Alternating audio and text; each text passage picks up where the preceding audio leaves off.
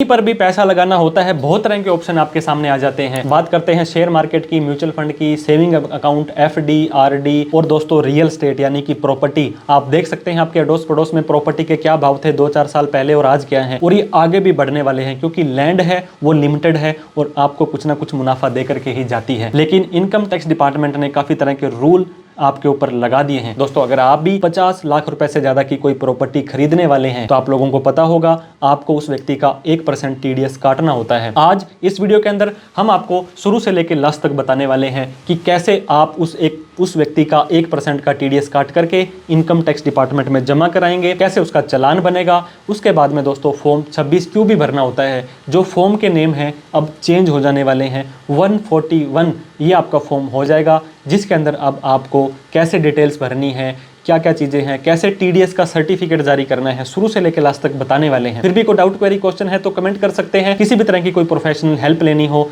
तो आप हमें कॉल, मैसेज, व्हाट्सएप कर सकते हैं। तो दोस्तों देर ना करते हुए, अगर आपने भी 50 लाख से ज्यादा की प्रॉपर्टी खरीदी है, एग्रीकल्चर लैंड पर यह रूल लागू नहीं होता है। इसके अलावा कोई भी प्लॉट है, कॉमर्शियल है, रेजिडेंशियल है, तो आपको 1% का टीडीएस काट कर ही उस व्यक्ति को पेमेंट देनी है। जान लेते हैं। तो दोस्तों प्रॉपर्टी की परचेज पे टीडीएस अगर आपको काटना है, सारी की सारी फॉर्मेलिटी के लिए आपको incometax.gov.in की वेबसाइट पर आ जाना है, जो इस तरह की आपको दिखाई देगी। तो आपको पता होना चाहिए जो व्यक्ति प्रॉपर्टी परचेज कर रहा है, जिसे कि बायर बोलते हैं, उसका इनकम टैक्स के अंदर रजिस्ट्रेशन होना बहुत जरूरी है। नहीं है तो यहाँ पे रजिस्टर के ऊपर क्लिक करके आप अपना रजिस्ट्रेशन कर लें, जिसके ऊपर हमने डिटेल में वीडियो बना रखी है। एक और बात दोस्तों मैं आपको बताना चाहूंगा, रजिस्ट्रेशन जो प्रॉपर्टी ले रहा है और जो प्रॉपर्टी दे रहा है, इन दोनों व्यक्तियों का पैन कार्ड आधार कार्ड से लिंक होना जरूरी है। और सामने वाले व्यक्ति का रजिस्ट्रेशन है या नहीं, हमें कोई दिक्कत नहीं है। अब हम यहाँ पे लॉगिन बटन के ऊपर क्लिक कर देने वाले हैं। अब यहाँ पे आपको एंटर योर यूजर आईडी दिखाई दे रहा होगा। इसके अंदर आपको या तो पैन नंबर या आधार नंबर डालना है जो बायर का होगा, फिर आपको कंटिन्यू के ऊपर क्लिक कर देना है। तो यहाँ पे आपको दोस्तों इस चेकबॉक्स पे क्लिक करना है, फिर आपको अपना पासवर्ड डालना है। पासवर्ड याद नहीं है तो फॉरगेट पासवर्ड, आधार ओटीपी से नया पासवर्ड बना सकते हैं। अब आपको कंटिन्यू बटन पर क्लिक कर देना है। तो अब आपका इस तरह का इनकम टैक्स का पोर्टल खुल जाएगा, जहां पे काफी सारे ऑप्शन आपको दिखाई दे रहे होंगे। आपको क्या करना है, ई फाइल का ऑप्शन दिखाई दे रहा होगा सेकंड नंबर पर, इसके ऊपर आपको क्लिक कर देना है। इसके बाद में दोस्तों ई पे टैक्स का ऑप्शन आपके पास फिर से आ रहा होगा कि अब आपको टैक्स पे करना है। ये जो टीडीएस है ये आपके पैन नंबर से ही पे होने वाला है। तो ई पे टैक्स के ऊपर आपको यहाँ पे क्लिक कर देना है। अब यहाँ पे आप देख सकते हैं आपने कोई चालान सेव कर रखा था या जनरेट कर रखा था या ऑलरेडी कोई पेमेंट करी है। अब आपको न्यू पेमेंट यहाँ पे प्लस का निशान दिखाई दे रहा होगा, इसके ऊपर सिंपली आपको क्लिक कर देना है। अब काफी तरह के ऑप्शन आपको यहाँ पे दोस्तों दिखाई देने वाले हैं। अगर आप advance tax, self assessment tax भरना चाहते हैं तो यहाँ कोई डिमांड वगैरह आ गया तो यहाँ तो ये काफी सारे ऑप्शन आपके पास आ रहे हैं। ये देखिए अलग से ऑप्शन दे रहे हैं आपको 26QB TDS on sale of property. यहाँ पे आपको प्रोसीड के ऊपर क्लिक कर देना है। जैसे ही हम प्रोसीड पर क्लिक करेंगे अब आपको रेड कलर के अंदर देखिए दोस्तों एक वार्निंग टाइप से दे रहा है कि सेलर का पैन कार्ड इनऑपरेटिव है, तो आपका उसको ज़्यादा टीडीएस काटना है, बल्कि आपके ऊपर डिमांड आ जाएगी। दोस्तों मान लीजिए 60 लाख रुपए की प्रॉपर्टी खरीद रहे हो तो 60,000 रुपये उसका टीडीएस खरीदना है, टीडीएस उसका डिडक्ट करना है। अगर उसका पैन आधार से लिंक नहीं है तो दोस्तों आपको उसका पैन आधार लिंक का स्टेटस चेक कर लेना है। वो कैसे चेक करना है वो भी आपको हम बता देते हैं। एक इनकम टैक्स के पोर्टल पर आप आएंगे, यहाँ पे आने के बाद आपको ये क्विक लिंक्स दिखाई दे रहे होंगे। ये क्विक लिंक्स आ रहे हैं। इस क्विक लिंक्स में थोड़ा सा अगर आप नीचे आएंगे तो आपको यहाँ पे एक ऑप्शन दिखाई देगा लिंक आधार स्टेटस। यहाँ पे आप अपना पैन और आधार डाल करके चेक जरूर कर लें कि सामने वाले का सेलर का पैन आधार से लिंक है या नहीं है। अब दोस्तों रेजिडेंशियल स्टेटस ऑफ सेलर, जो बेचने वाला है वो इंडिया में रहते हैं, एनआरआई तो नहीं है। अगर वो एनआरआई हैं तब उनके ऊपर ये रूल, ये प्रोसेस लागू नहीं होगा। फिर आपको 10 नंबर लेना पड़ेगा और डिटेल के अंदर आपको पूरी डिटेल डालनी पड़ेगी। अब हमने यहाँ पे रेजिडेंट कर दिया है क्योंकि हमने जिससे प्रॉपर्टी खरीदी है वो इंडिया का ही रहने वाला है। अब उस व्यक्ति का पैन नंबर, उसका आधार, उसका नेम, उसका कैटेगरी, उसकी कंट्री, एड्रेस, ये ऑटोमेटिक यहाँ पे आ चुका है। अगर यहाँ पे एड्रेस वगैरह आपको लगता है सही नहीं है तो आप क्या कर सकते हैं, इस एड्रेस को अपनी प्रोफाइल में जाकर के अपडेट कर सकते हैं। ये मोबाइल नंबर आ गया है, ये ईमेल आईडी आ गई है, whether more than one buyer. अब दोस्तों खरीदने वाले मान लीजिए लीजिए 1 करोड़ की प्रॉपर्टी है, 2 व्यक्ति खरीद रहे हैं 50 लाख की और 50 लाख की, तो इन दोनों ही व्यक्तियों को खरीदने वाले को अपने अपने हिस्से का अलग अलग टीडीएस काटना पड़ेगा। Please fill another form. अगर आप एक से ज़्यादा बायर हो तो कोई दिक्कत नहीं है, हमारे केस में यहाँ पे नो रहने वाला है। अब आपको क्या करना है, कंटिन्यू बटन पर क्लिक कर देना है। सेव एज ड्राफ्ट करते रहेंगे तो इतना डाटा आपका ऑलरेडी सेव रह जाने वाला है। तो जैसे ही आप अपनी प्रोफाइल वगैरह प्रॉपर अपडेट कर लेंगे, उसके बाद में आपको यहाँ पे कंटिन्यू बटन पर क्लिक कर देना है। कंटिन्यू बटन पर क्लिक करेंगे। अब दोस्तों बात आती है सेलर की, रेजिडेंशियल स्टेटस ऑफ सेलर।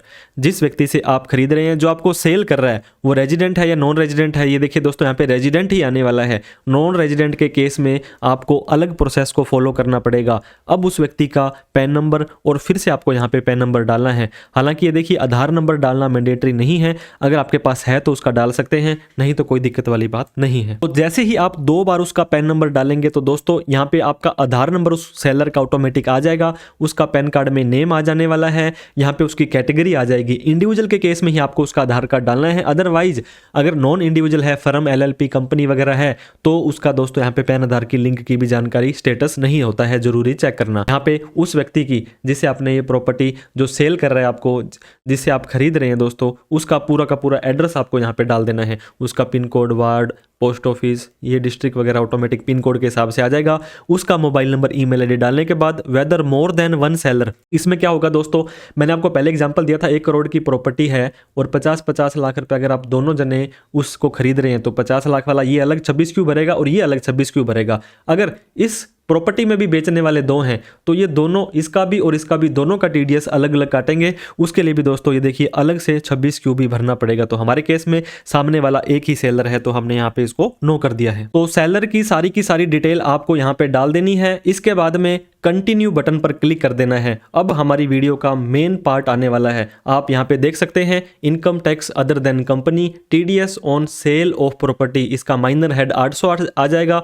यहाँ पे आपको रेजिडेंट करना है। आपने जमीन खरीदी है या मकान खरीदा है, लैंड या बिल्डिंग है, तो आपको बिल्डिंग पर क्लिक कर देना है। अब दोस्तों उस प्रॉपर्टी का एड्रेस डालना है जो प्रॉपर्टी आपने खरीदी है। हो सकता है सेलर का एड्रेस अलग हो, बायर का एड्रेस अलग हो और उस प्रॉपर्टी का एड्रेस आपका अलग हो सकता है। तो ये प्रॉपर्टी आपकी कहाँ सिचुएटेड है या आप उस रजिस्ट्री के अंदर देख करके यहाँ पे एड्रेस डाल देना है। तो जैसे ही आप यहाँ पे अपना एड्रेस डाल देंगे, अब आपको डेट ऑफ एग्रीमेंट या बुकिंग डालनी है, किस दिन आपका एग्रीमेंट हुआ था, ये एग्रीमेंट में आप देख सकते हैं। अब total value of consideration, property जिसको आप खरीद रहे हैं उसकी वैल्यू कितनी है, कितनी अमाउंट आपको यहाँ पे उनको देनी है।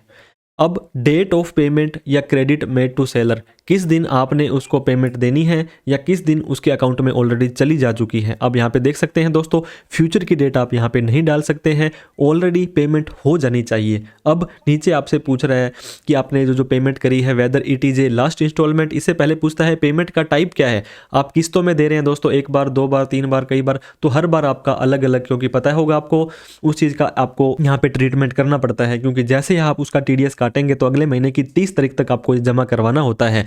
तो इंस्टॉलमेंट में है तो उस हिसाब से सेलेक्ट करना है। हमने लमसम में 1 बार पैसा दिया है, ये लास्ट इंस्टॉलमेंट है या नहीं है, क्योंकि ये देखिए इसको सेलेक्ट करने के लिए नहीं दे रहा है। अगर आप यहाँ पे इंस्टॉलमेंट करेंगे और ये लास्ट इंस्टॉलमेंट है तो यहाँ पे आप देख सकते हैं कि अलग ऑप्शन आपके पास आ रहे हैं।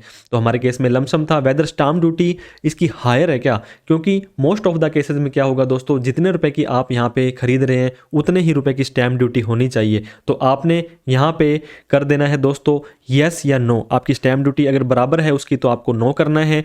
अब total amount paid credited in previous instalment, मान लीजिए आपने 1 करोड़ की प्रॉपर्टी ली है, 75 लाख रुपए आप ऑलरेडी पहले दे चुके हो, तो यहाँ पे 75 लाख आ जाएगा और अब आप उसको कितनी पेमेंट दे रहे हो यहाँ पे आ जाएगा। और प्रॉपर्टी की स्टैम्प वैल्यू ड्यूटी कितनी है, हालांकि दोस्तों स्टैम्प वैल्यू की ड्यूटी वैसे उतने रुपए की रजिस्ट्री होती है, कई बार ये अमाउंट अलग अलग हो सकता है, तो आपको यहाँ पे स्टैम्प वैल्यू की ड्यूटी जो डीएलसी रेट होता है वो डालना है। अब यहाँ पे हमने अमाउंट पेड लिख दिया 55,80,000, इतनी ही हमारी वैल्यू थी। यहाँ पे वर्ड्स में भी ₹55,80,000 आप देख सकते हैं। अब टोटल अमाउंट जिसपे आपको टीडीएस काटना है, देखिए 55,80,000 रुपए। कितना टीडीएस आपने काटना है, तो इसका 1% हो जाएगा 55,800 रुपए। तो ये अमाउंट आपको यहाँ पे मैनुअली डालनी पड़ेगी। जैसे ही आप यहाँ पे डाल देंगे, ये आप देख सकते हैं दोस्तों, अगर आपने लेट ई पेमेंट कर रहे हो तो आपको इंटरेस्ट भी खुद से कैलकुलेट करना पड़ेगा। आपको लेट फीस है वो भी खुद से कैलकुलेट करनी पड़ेगी, नहीं तो बाद में अगर आपकी डेट मिसमैच हुई तो आपको डिमांड निकाल करके ये पेमेंट मांग सकते हैं।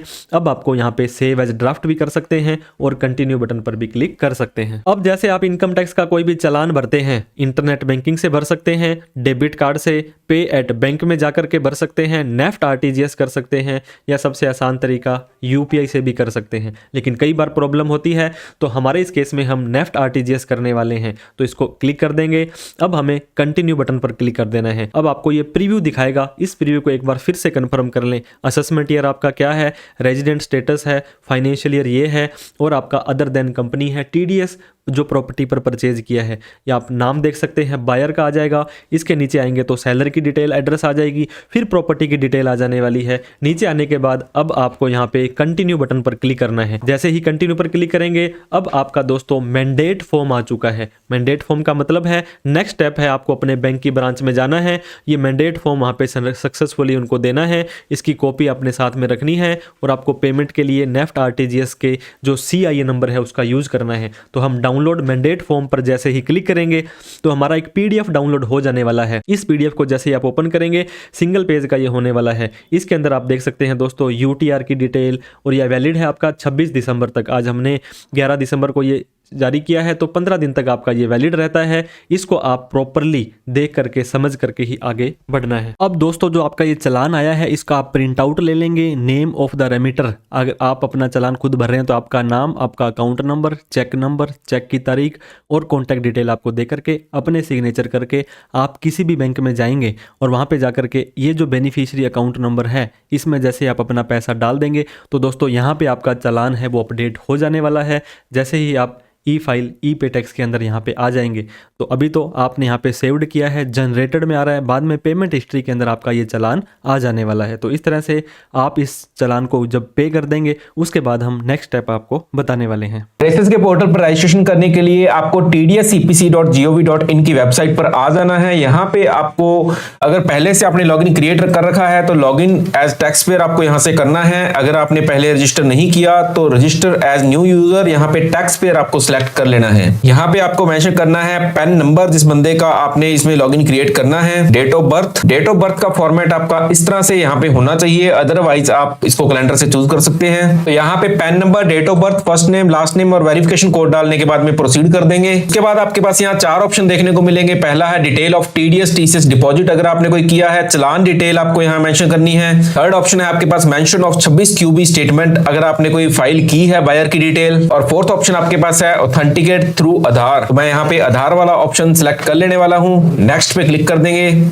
और यहाँ पे मुझे आधार से वेरीफाई करनी है मेरी सारी डिटेल्स, मेरा जो नेम है, डेट ऑफ बर्थ है, जेंडर है, ये सारी चीजें ये आधार से वेरीफाई करेगा। इसके अलावा अगर आप चाहें तो आप इसमें बायर की डिटेल फिल करके भी इसमें आपके चलान नंबर, एक्नॉलेजमेंट नंबर डाल के आप इसको प्रोसीड कर सकते हैं। आधार OTP आपके आधार वाले नंबर पे सेंड हो चुका है। सबमिट बटन पर जैसे ही क्लिक करेंगे तो यहाँ पे आपके कम्युनिकेशन डिटेल डालने के लिए ऑप्शन आ चुका है। यहाँ पे आपको कम्युनिकेशन एड्रेस अपना फिल कर देना है। एड्रेस की डिटेल डालने के बाद mobile number, email ID enter करने के बाद नेक्स्ट बटन पर क्लिक कर देना है। यहाँ आपको अपना पासवर्ड क्रिएट करना है। अपर केस, लोअर केस के अल्फाबेटिक आपको यूज करने हैं और नंबर्स इसमें यूज करने हैं। कोई भी सिंबल आप इसमें नहीं लगा सकते हैं। फिर आपको यही पासवर्ड फिर से कंफर्म कर देना है। फिर यहाँ पे आपको अपना एक सिक्योरिटी क्वेश्चन चूज कर लेना है आपके अकॉर्डिंग। सिक्योरिटी क्वेश्चन इसमें एंटर करने के बाद, आंसर डालने के बाद में क्रिएट अकाउंट कर लेंगे। सारी डिटेल आपको चेक करने के लिए यहाँ पे दिखा रहा है। कंफर्म बटन पर क्लिक कर देंगे तो सक्सेसफुली आपका लॉगिन क्रिएट हो चुका है। इसके बाद एक एक्टिवेशन लिंक जाएगा आपके ईमेल एड्रेस पर। आपको उस ईमेल एड्रेस वाले लिंक को अपना ओपन करना है। 2 कोड आपके आने वाले हैं। पहला एक्टिवेशन कोड आपकी ईमेल आईडी पर आएगा और दूसरा एक्टिवेशन कोड आपके SMS पर आने वाला है। कुछ इस तरह की ईमेल आपके पास में आने वाली है। हमारे क्लाइंट ने हमें ये मैसेज फॉरवर्ड किया है, intimation@tdscpc.gov.in से आपको ये ईमेल आएगी और इसमें आपको एक एक्टिवेशन के लिए लिंक मिलेगा। उस पर आपको क्लिक करना है। यहाँ पे एक्टिवेशन कोड 1 आपको आपकी ईमेल के अंदर अटैच मिलेगा। एक्टिवेशन कोड 2 आपके मोबाइल नंबर पर आपको देखने को मिलेगा। जैसे ही आप इस लिंक को क्लिक करेंगे तो tdscpc.gov.in की वेबसाइट पर ये ओपन हो जाने वाला है। यूजर आईडी आपको यहाँ एंटर कर लेना है। फिर आपको ईमेल आईडी और मोबाइल नंबर वाला एक्टिवेशन कोड इसमें एंटर करना है। सबमिट बटन पर आपको क्लिक कर देना है। आपका एक्टिवेशन सक्सेसफुली हो चुका है। अब हम ट्रेसेस पर लॉगिन कर सकते हैं। tdscpc.gov.in की वेबसाइट पर लॉगिन हम यहाँ पे कर लेते हैं। लॉगिन एज टैक्स पेयर हमें करना है। हमारा लॉगिन आईडी है, जो हमारा पैन कार्ड है वो हम यहाँ एंटर कर लेंगे।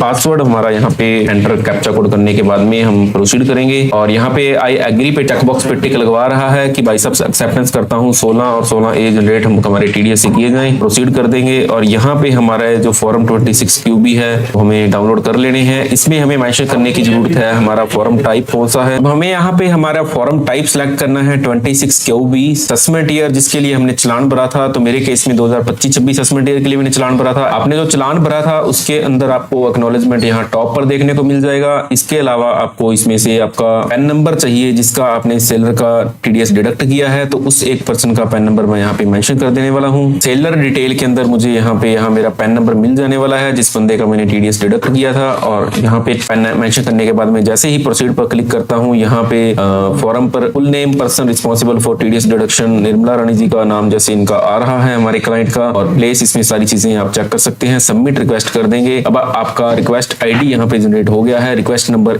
यहाँ पे मेंशन है और रिक्वेस्टेड डाउनलोड के अंदर आप इसको देख सकते हैं। यहाँ से डाउनलोड्स के अंदर जाके रिक्वेस्टेड डाउनलोड्स का ऑप्शन है। यहाँ पे अगर आप व्यू ऑल कर लेते हैं तो आपको यहाँ पे वैसे ही दिखा देने वाला है। अब थोड़े ही टाइम में ये डाउनलोड के लिए अवेलेबल हो जाएगा, तो फिर हम इसे चेक कर लेते हैं। इसके अलावा मैंने और भी 2 सर्टिफिकेट्स के लिए अप्लाई कर रखा था, तो मैं उनका भी रिक्वेस्ट यहाँ से लगा देता हूँ। उसके बाद में डाउनलोड के सेक्शन में रिक्वेस्ट डाउनलोड पर हम आ गए हैं। व्यू ऑल पर क्लिक करके यहाँ पे हमारी सभी एप्लीकेशंस जो हमारी हैं अवेलेबल दिखाएगा। यहाँ पे इसका स्टेटस अवेलेबल है, मतलब इसको आप डाउनलोड कर सकते हैं। अगर स्टेटस इसमें सबमिटेड होता तो अभी ये अंडर प्रोसेस था। इसको हम कर लेते हैं डाउनलोड एंड देन इस फाइल को कर लेंगे ओपन। इस फाइल में आपसे जो पासवर्ड मांगा जाएगा वो आपकी डेट ऑफ बर्थ DDMMYY